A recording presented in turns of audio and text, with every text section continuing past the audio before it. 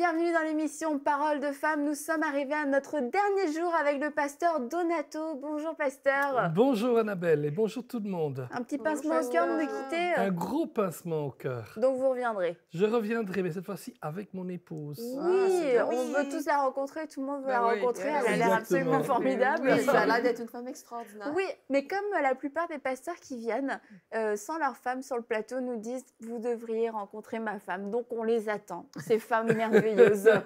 Mais merci beaucoup pour tout ce que vous avez partagé tout au long de cette semaine. On a été super bénis et puis je suis sûre que vous aussi, vous avez été bénis dans cette série Femmes d'influence. On a vu que la femme était influente lorsque c'était une femme de foi, lorsque c'était une femme de prière et que dans son foyer, la femme a une influence illimitée, qu'il ne faut pas se limiter aux quatre murs de notre maison, mais qu'une fois que nos enfants sont touchés, c'est toutes les générations à suivre qui sont touchées et ça n'est pas négligeable. Et aujourd'hui, on va continuer sur le thème qu'on a abordé hier, l'épouse influente, l'épouse qui fait pencher le cœur de son mari toujours vers le bien, d'être cette femme qui fait du bien à son mari tous les jours et non du mal. Et puis on va commencer en parlant, on va poursuivre en parlant de la place finalement que le mari a dans sa maison, dans son foyer par rapport à sa femme. Quelle place une épouse devrait donner à son mari?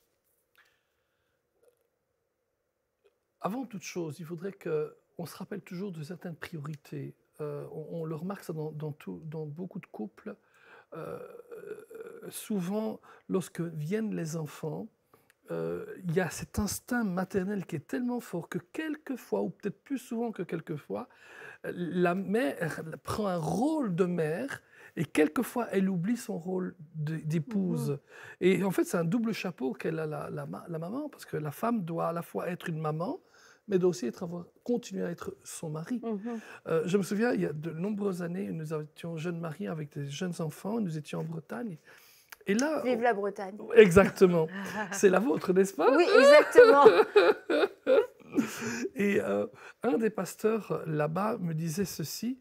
On parlait, il y avait une situation dans l'église, dans son église, d'un couple, et il racontait comment il avait un petit peu aidé le couple et tout. Et puis lui et son épouse m'ont dit, rappelez-vous toujours que vos enfants, vous les avez pour 20 ans, maximum 22, 25 ans, 28 ans, mais une fois qu'ils ne sont plus là, vous restez encore 20, 30 ans, des fois 40 ans tout seul. Et donc, si la maman est restée uniquement maman et n'a pas vraiment pris cette priorité de son mari, du couple, de priorité de prendre du temps ensemble, de sortir ensemble, eh bien là, il risque d'avoir des petits problèmes après pour rebâtir quelque chose. Nous, quand nos enfants étaient tout petits, par exemple, on le fait encore, hein, mais on allait souvent prendre des week-ends ensemble. Alors comme nous, le dimanche, on est à l'église, en général, on peut faire que le vendredi et le samedi. Et quelquefois, le tout dernier disait « Mais je ne comprends pas pourquoi pas maman, ils doivent toujours partir avec papa. » Et le grand disait toujours au tout dernier « Tu veux que papa et maman restent longtemps ensemble ?»« Oui, alors laisse-les partir !» Et c'était vrai. Et c'est important d'avoir ces moments en famille, et même des sorties en famille, même des week-ends en famille, mais c'est aussi important de l'avoir en couple. Pour que justement on apprenne à se retrouver. Parce que vous le disiez hier, quelque chose qui est important, vous disiez oui, ça n'a pas toujours été facile. Il n'y a pas beaucoup de couples où c'est toujours facile, il faut travailler sur le couple. Mais une des choses qu'on doit faire, c'est justement ça, voir que l'un et l'autre, on est la priorité de l'autre, et que je suis la priorité de ma femme, et que chaque épouse prenne son mari comme priorité. Quelquefois, on se dit, les enfants, justement, étant donné qu'ils ne sont là que pour 20 ou 30 ans, on a l'impression, les femmes peuvent avoir l'impression que justement, il faut donner ces 20 ou 30 ans à ces enfants-là parce qu'après, ils vont partir. Mais finalement, on est en train de penser à court terme comme ça, puisque c'est vrai qu'après ces 20 ou 30 ans, si la relation mari et femme a été mise sur pause, ça fait une grande pause quand même. Et on se retrouve un peu comme deux inconnus dans la maison. Et tu vois, moi, ma fille, elle est encore jeune, les tiennes aussi, mais vous, vos enfants sont grands. Donc, ça arrive quand même relativement vite. Oui. On ne voit pas le temps passer. J'ai vu des couples qui, en effet, avaient mis pause.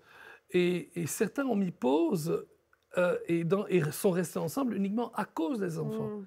Et puis, quand les enfants sont adultes, ils se sont mariés, les parents se sont séparés, et ça a été la douche froide pour les enfants. Ils se sont rendus compte, on a vécu dans le mensonge pendant tant d'années, parce qu'à la fin du compte, mes parents ne s'aimaient pas. Ils se disent. Mes parents, ils étaient ensemble uniquement pour nous faire croire qu'ils allaient bien, pour ne pas nous faire du mal. Mais quand on est mariés maintenant, quand nos enfants se marient, ben, ils ont besoin encore d'avoir un couple qui fonctionne. Quand les choses ne vont pas, ils vont quand même encore voir, bien qu'ils doivent les gérer ensemble, mais quelquefois des conseils du papa et maman, ou ne fût-ce que de savoir que papa et maman vont bien, que les parents vont bien, même si eux sont déjà adultes, ils sont mariés, etc. Ça fait une différence fondamentale. Souvent, on pense que justement, c'est préserver les enfants que de supporter un désaccord et d'attendre qu'ils soient grands pour ensuite se séparer. Ça fait peut-être beaucoup Et j'en entends beaucoup qui disent ça. Mais ça fait quelques années, je suis allée à la banque et puis la banquière était en larmes. Puis elle me dit, mon mari vient de me quitter après 28 ans de mariage. Je veux dire, c'est pas rare ces situations-là. Et j'allais dire, les parents pensent se montrer responsables en attendant que les enfants soient grands. Mais comme vous disiez, des jeunes adultes ont besoin d'avoir un modèle de couple qui marche. Et c'est destructeur pour des petits d'avoir des parents qui se divisent, mais c'est très destructeur aussi pour des jeunes adultes d'avoir des parents qui divorcent. Parce que du coup, c'est l'âge où on est en train de se construire en tant qu'adulte, c'est l'âge où on est en train de prendre les grandes décisions de la vie. C'est-à-dire, on va se mettre en couple, on va rencontrer un homme, une femme, on va se marier. Ah oui, mais mes parents ont attendu, puis au bout de 28 ans, ils se sont mariés. Donc ces jeunes adultes-là, ça brise leur conception de la vie. Ils ont besoin de voir qu'une union, ça dure. Et c'est très inspirant pour des jeunes couples de voir des couples qui sont mariés depuis 50 ans, 60 ans. Et il ne faut pas croire que ça ne fera rien à vos enfants s'ils ont 18, 20 ans de vous séparer. C'est toujours une souffrance pour la famille. Même si les enfants sont grands, ils ne s'en fichent pas. Hein. Non, c'est sûr. Vraiment, c'est sûr. Ça casse un peu l'esprit de famille. Tu penses au Noël, tu penses aux fêtes de famille, ça prend une toute autre dynamique, même si on attend que les enfants sont grands, et puis les enfants, à leur tour, ont des enfants, et puis ça donne... c'est pas pour mettre la condamnation, je précise pour ceux qui vous êtes séparés quand les enfants sont partis, mais on parle là aux gens, vous dites nous on attend que ça, n'attendez pas que les enfants partent, juste prenez la décision de vous dire on ne vit pas pour attendre le départ des enfants pour se séparer. Vivez, recherchez comment vivre une percée dans votre couple et vivre la réconciliation. Je pense que c'est plus la réponse de Dieu que d'attendre le moment où les enfants vont enfin partir et puis où finalement on va pouvoir arrêter de se supporter. Et aussi une des manières...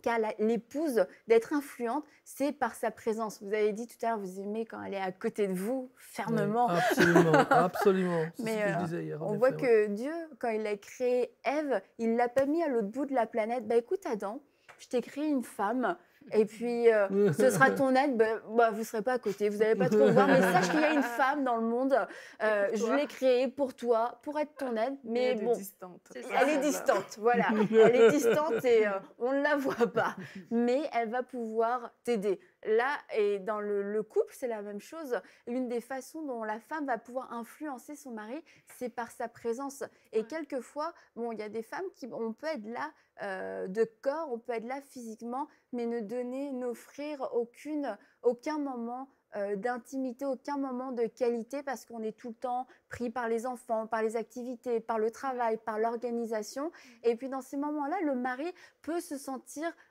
mis de côté, peut se sentir comme même méprisé dans sa place en tant que mari.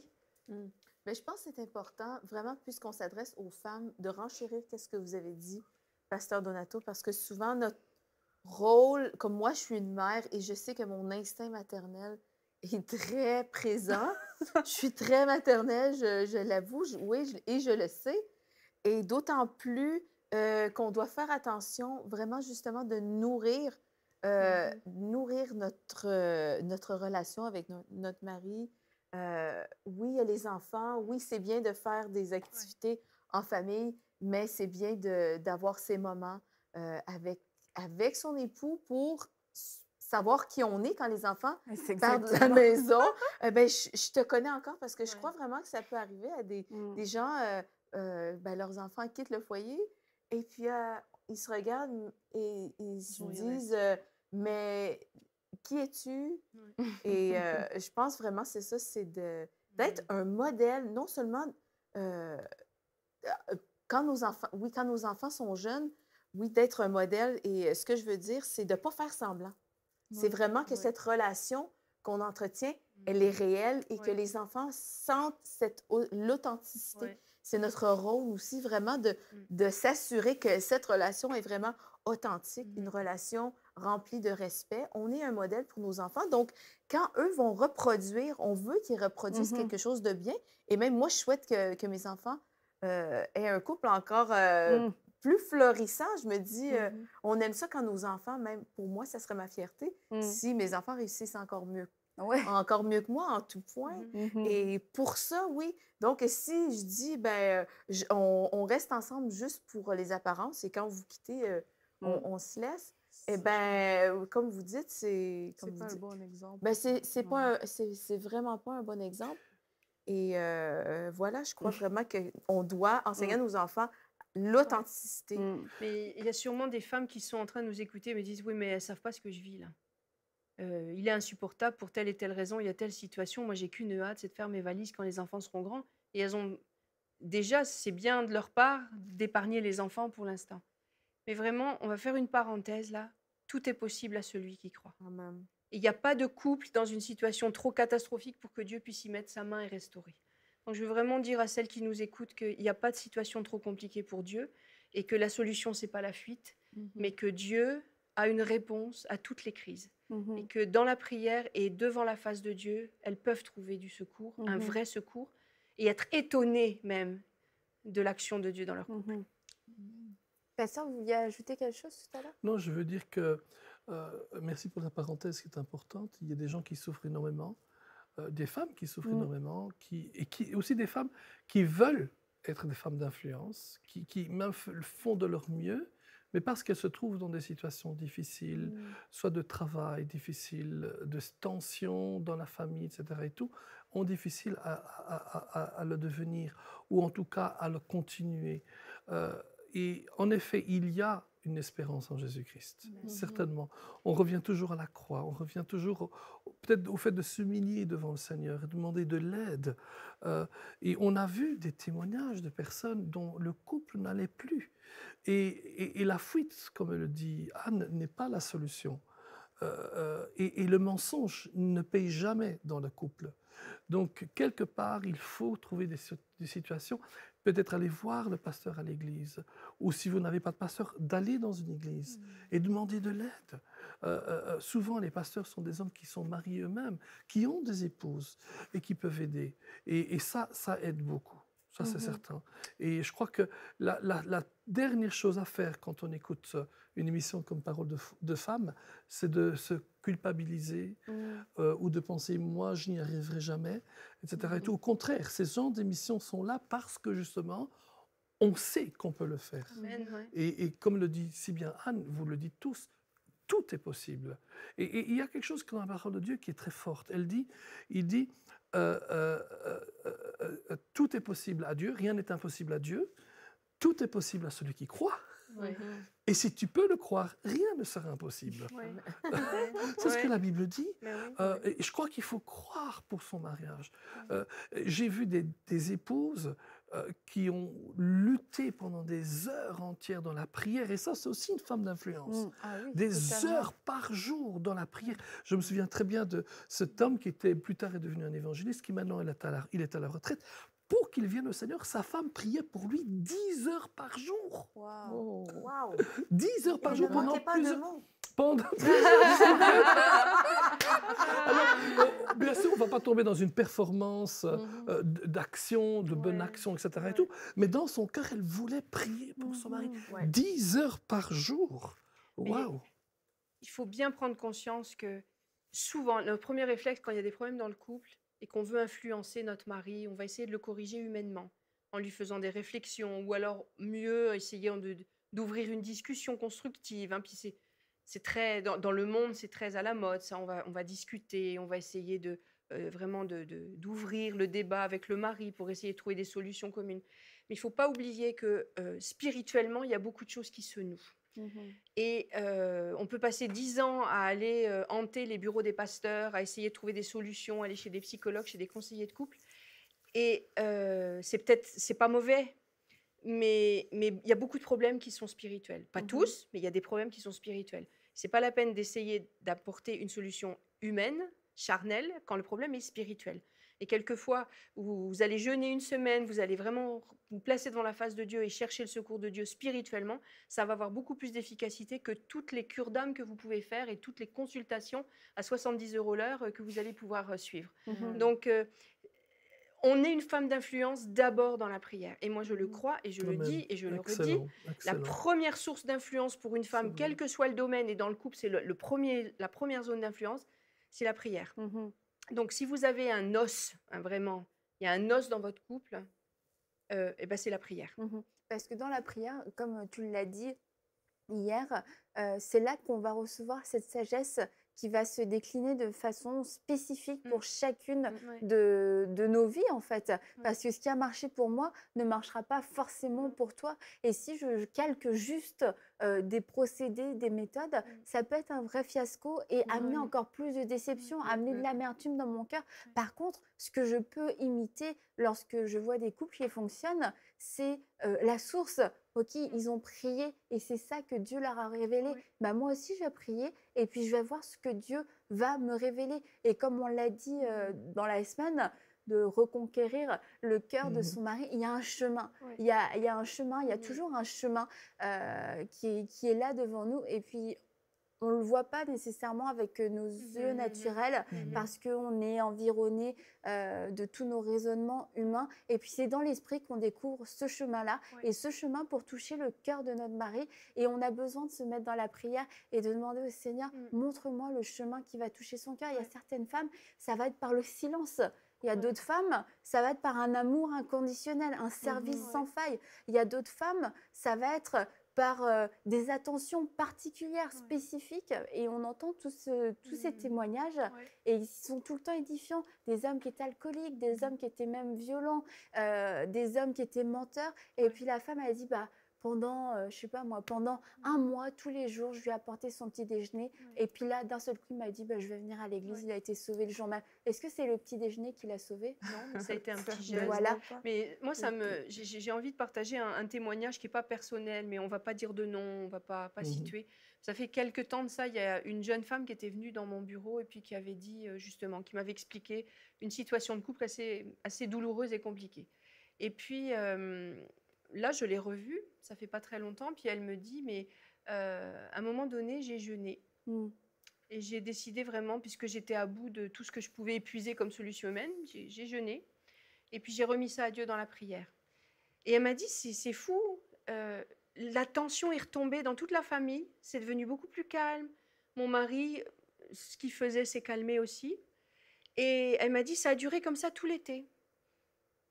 Puis là, on est à l'automne. Et je lui ai dit, bon, alors? Puis elle dit, ben, on sent que ça commence à revenir, la tension, les problèmes. Ben, j'ai dit, ben, tu l'as la solution. Je veux dire, quand elle a jeûné, elle a trouvé une solution. Et elle s'est montrée une femme d'influence. C'est une réelle influence. Elle a influencé son mari, elle a influencé ses enfants. Et c'est dans la prière et dans le jeûne qu'elle a trouvé ça. Je ne vous dis pas de faire 40 jours de jeûne, mais on s'entend. Hein. Il y a des femmes qui sont impressionnées rien que de sauter un repas, mais commencez petit. Même un repas, et puis la semaine prochaine, essayez 2 repas peut-être. Et puis ce temps-là, consacrez-le à la prière. Vous allez être étonnés de la manière dont Dieu répond. Et même par rapport à ça, moi je pense que, parce que je connais une femme comme ça, le fait que parfois il y a des femmes qui épousent des hommes qui ne sont pas bien dans leur caractère, mais le fait de prier te permet de quitter le stade où tu vois juste ce défaut-là, mais où tu rentres vraiment dans l'amour qui te fait faire du bien à cette personne-là, en fait. Moi, je connais une femme comme ça, que son mari, il fait beaucoup de choses qui ne sont pas agréables par rapport à ce qu'elle veut voir dans son couple. Mais comme elle insiste dans la prière, justement, elle est là, ça fait en sorte que tout le temps, elle fait du bien à son mari. Là où, avec nos yeux, on pourrait se dire, ben, il exagère et juste s'arrêter là. Mais elle voit plus loin que ça et ça donne même cette espérance de savoir qu'en fait, la situation peut paraître comme ça aujourd'hui, Mais je crois assez en Dieu pour comprendre qu'il peut changer cet homme-là, il peut changer cette situation. Et ça aussi, ça apporte beaucoup de résultats. Vraiment. Et pasteur, comment faire pour les femmes qui ont des maris inconvertis? Oui, même là, je crois qu'il faut être dirigé par le Seigneur.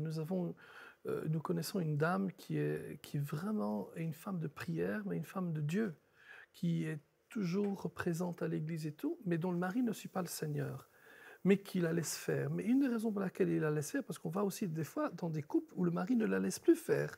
Et une des raisons pour laquelle elle le laisse faire, c'est qu'elle ne le néglige pas. Ok.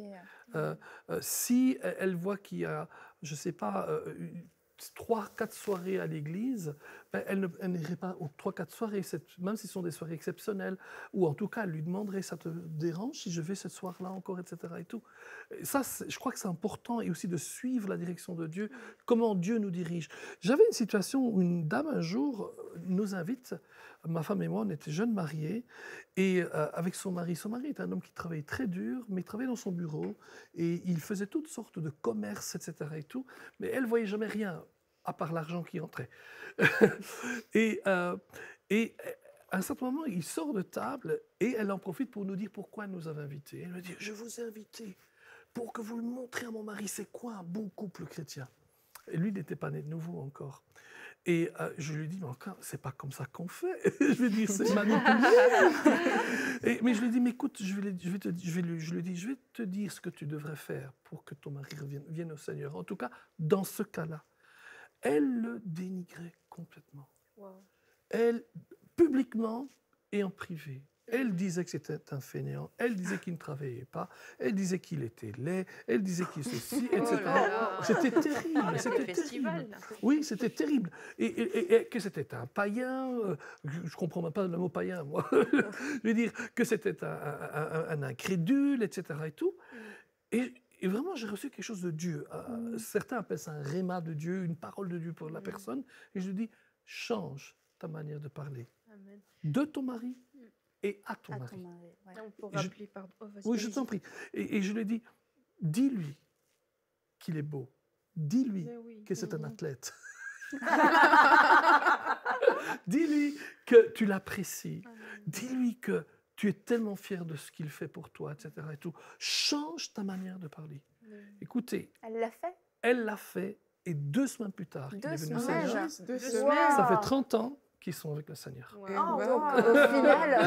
Au final, ça a été ce changement que elle a fait, a opéré en elle, qui a ouvert la porte pour ça. Ben, c'est formidable. Et la Bible nous dit que celui qui est sage, intelligent, fasse preuve d'un comportement empreint de sagesse et de douceur. Et je pense que ça, c'est une des clés pour des femmes qui ont un mari inconverti, ou en tout cas un mari qui n'est pas exactement un bon mari. C'est de continuer d'avoir ce comportement de douceur, un comportement de respect, parce qu'on a dit hier, et c'est un principe biblique, donc l'homme, même s'il ne suit pas Dieu, il a comme été programmé divinement pour réagir à certaines choses, et l'homme a été programmé pour réagir positivement au respect qu'une femme va lui montrer. Et même si c'est un homme méchant, même si c'est un homme qui n'aime pas le Seigneur, le fait de lui montrer le respect, comme cette femme qui demande « Est-ce que ça te dérangerait que j'aille à ces réunions-là ?» montre que, bah écoute, c'est pas moi et mon Dieu, et puis toi, le pas chrétien, qui est dans mes pattes. Et ça ouvre le cœur, ça va ouvrir le cœur de beaucoup d'hommes. Et puis, il y a beaucoup de femmes inconverties. Après, il n'y a pas que ça. Hein. Il y a vraiment des hommes qui sont durs et des hommes qui sont beaucoup plus méchants. Et ça n'ouvre pas leur cœur. Mais on entend quand même souvent des témoignages comme ça. Puis on voit beaucoup de femmes qui sont devenues amères avec le temps et qui sont devenues très dures et elles-mêmes, du coup, très méchantes avec leur mari. Et ça, c'est clair que le cœur va se fermer je crois vraiment automatiquement. que c'est un choix aussi de la part de la femme de vouloir voir son mariage réussir. Et comme on l'a dit précédemment cette semaine, c'est important pour la femme de chercher la face de Dieu. Et moi, je connais une femme vraiment qui avait un mari rétrograde qui était vraiment très désagréable. Et elle a dit un jour à Dieu, je ne sortirai pas de cette chambre, Seigneur, avant que je sache qu'est-ce que tu veux que je fasse par rapport à mon mariage. Et elle a eu une visitation angélique ce matin même. Là. Et vraiment, en gros, pour faire une histoire très courte, elle a continué d'honorer son mari, elle l'accueillait. Le Seigneur lui a montré par des versets de la Bible, vraiment, qu'est-ce qu'elle devait décréter sur son mari.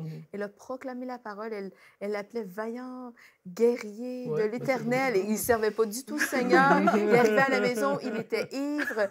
Et elle l'appelait quand même vaillant guerrier, serviteur de l'Éternel. Elle l'honorait. Elle le traitait avec respect devant ses enfants. Et cet homme-là est revenu au Seigneur par la puissance de la prière de cette femme.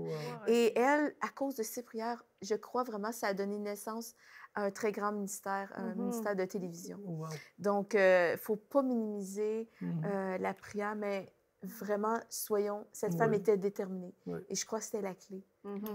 Moi, je pense aussi qu'il faut aussi quand même se rappeler qu'on n'a pas toujours une garantie que le mari devienne chrétien. Il faut aussi se réaliser de cela. Mais on veut toujours être les femmes doivent être toujours une femme d'influence. Parce que même, il y va aussi de la vie des enfants.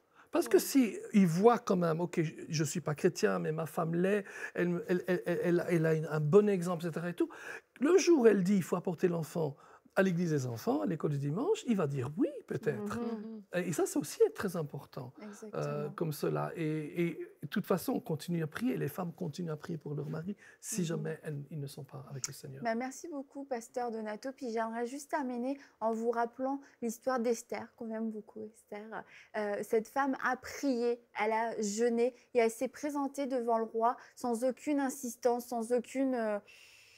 je dirais, moyen humain, comme aucune assurance humaine. Elle s'est tout simplement présentée devant le roi et la faveur de Dieu était avec elle et le roi a incliné son cœur. Et la Bible nous dit que Dieu incline le cœur des rois et le mari est comme un roi dans votre maison et Dieu peut incliner son cœur, Dieu peut toucher son cœur. Et on aimerait vous donner ce message d'espérance, ce message d'espoir, que oui, il y a encore de l'espoir. Tant qu'il y a de la foi, il y a de l'espoir et on veut s'accorder avec vous pour le salut de votre mari. On veut croire avec vous que cet homme, aussi méchant, aussi dur peut-il être aujourd'hui, qu'une fois qu'il va être touché par la puissance de Dieu, il deviendra doux comme un agneau et qu'ensemble, vous allez pouvoir rattraper toutes ces années qui vous ont été volées et qu'ensemble, vous servirez l'Éternel. Vous êtes des femmes d'influence, ne négligez pas ce que Dieu a mis en vous, ne négligez pas aussi la puissance que Dieu a mis dans votre bouche. Levez-vous dans la prière, levez-vous dans la foi, non pas comme des féministes, mais comme des femmes de Dieu qui sont remplies de la parole de Dieu, remplies de vérité et vous allez faire une différence dans votre maison et bien au-delà. Et on vous dit à très bientôt pour une prochaine émission de Paroles de Femmes et merci encore pasteur Donato d'avoir été avec nous. À très bientôt. Envoyez-nous votre témoignage à paroledefemmes@enseigne-moi.com.